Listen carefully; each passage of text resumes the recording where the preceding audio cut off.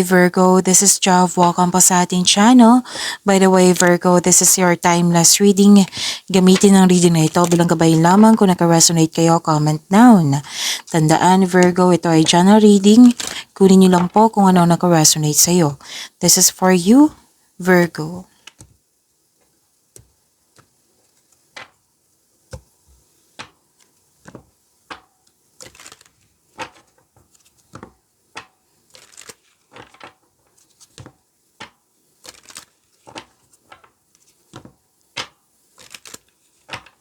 Para po ito sa iyo, Virgo.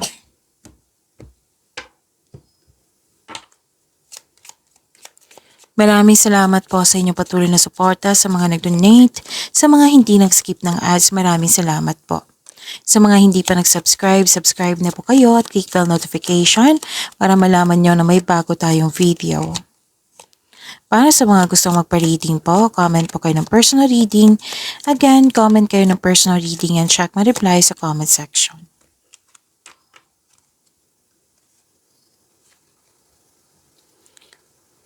Okay, nakikita ko dito na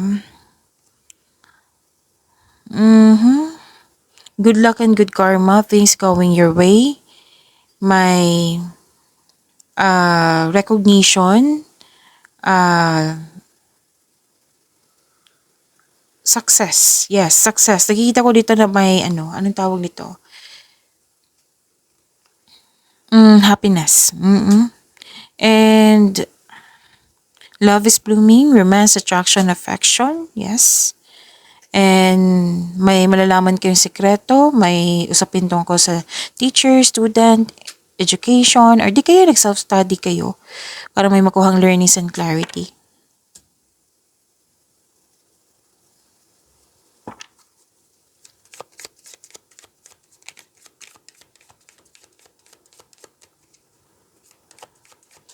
Energy po ni Virgo.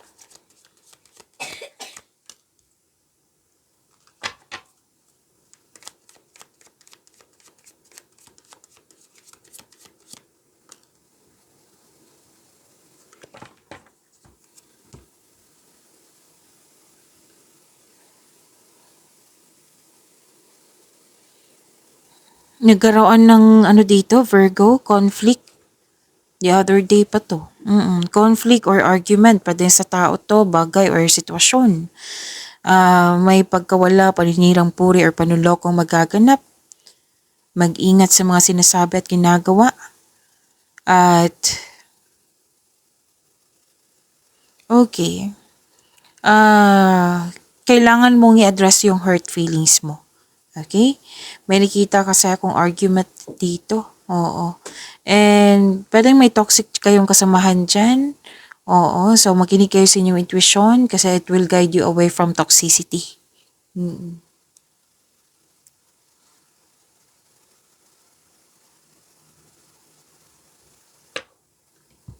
So granted yung manifestation mo, may solid beginnings dito. May dito any kind of application, scholarship, job, application, loan application, kung ano man yan, may mabuting balita po na matatanggap kayo.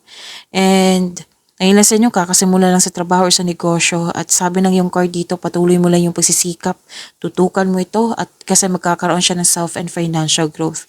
Magkakaroon siya ng growth po.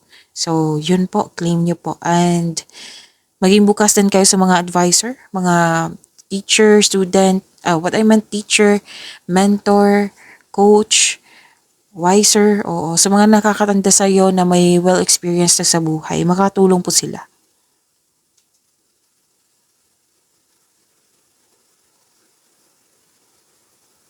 Okay, galingan niyo po sa paggawa ng plano.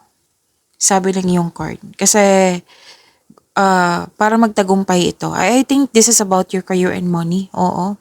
Na very focus kayo sa inyong trabaho, sa inyong kaperahan.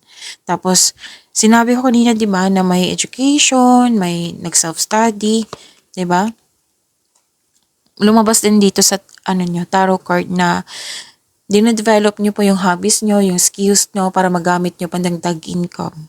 So, hindi kayo nagmamadali dito. You're putting effort without rushing.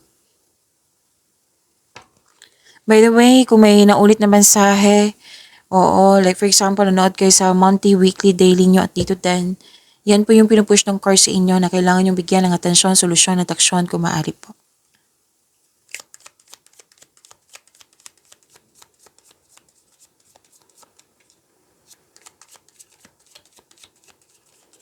Career and money ni Virgo.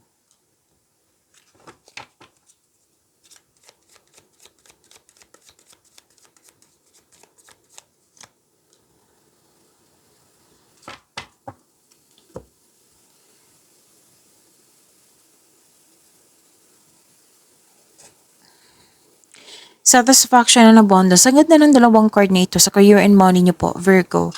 Thankful ka sa mga biyayang natanggap. You have overflowing abundance, successful and satisfied ka sa buhay. Oo, tapos may natapos kang mga ginagawa dyan, project ba, trabaho, sobrang saya mo kasi nagkaroon siya ng you are very satisfied sa naabot mong completion. Ito din yung sabi na may recognition, di ba? Oo. May recognition ako nakikita dito. Expect a recognition for a job well done. Nakikita nilang magaling ka dyan, tapos may parating na promotion. Pagtaas ng kita, sweldo, allowance, or ng iyong posisyon. Magkinig po kayo sa inyong intuition and honor your ideas kasi magkatulong to para ma-increase yung prosperity nyo and abundance. So claim nyo po, ang ganda po.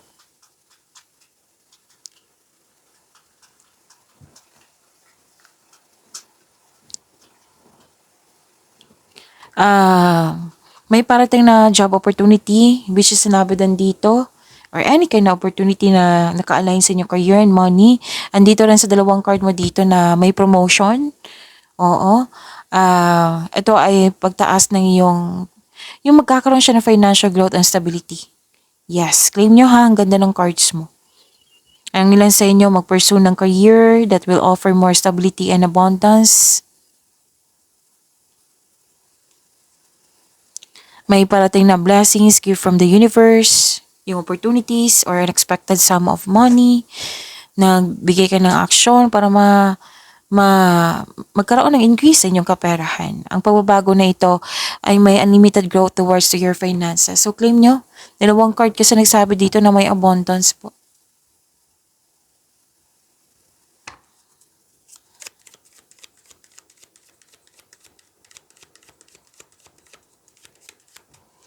Love, life, self-love, partnership, and romance ni Virgo.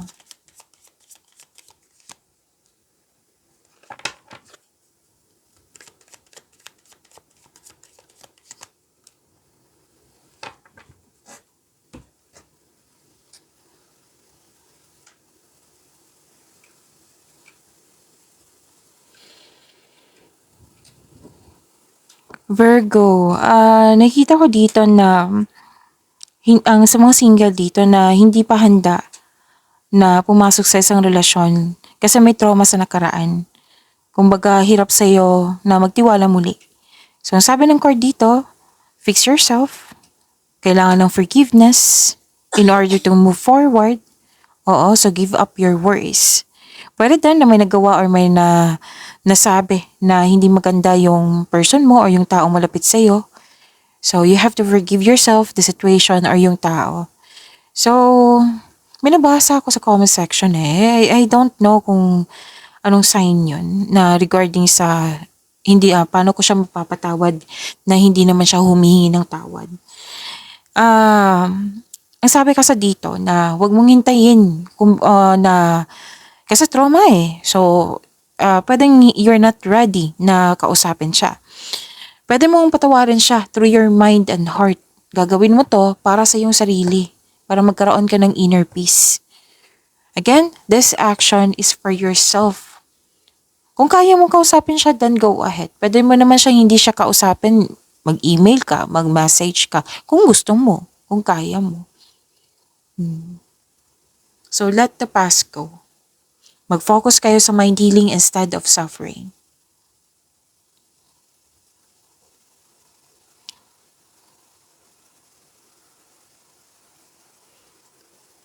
So, nag-manifest kayo na magkaroon ng wonderful relationship. Sabi ng card dito, single ka man ha, may relasyon sa buhay mag-asawa. Your manifest will be granted soon. Basta magtiwala kayo sa inyong sarili. Pay attention kayo pag-balance inyong emotion with your thoughts while remaining grounded and passionate po. Okay? Para ma-attract mo yung green flag na tao. Pagyamanin niyo po yung blessings sa binigay sa inyo, Virgo. See you tomorrow. Maraming salamat po.